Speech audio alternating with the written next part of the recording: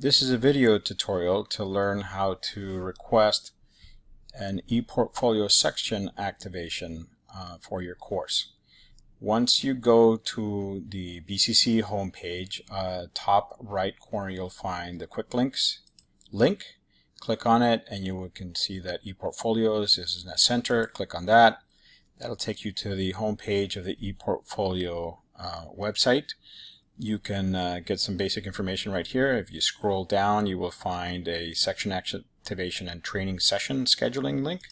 Click on that. That takes you to a page that contains on the right a Google form that you can complete to request that your section be activated.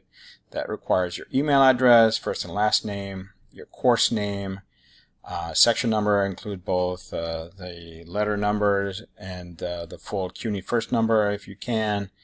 Also, if you'd like us to integrate the course into Blackboard, we will give you specific information on how to do so.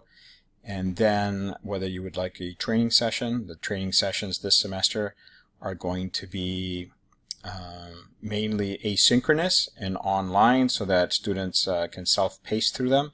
But if you would like a Zoom session scheduled, then we can also do that as well.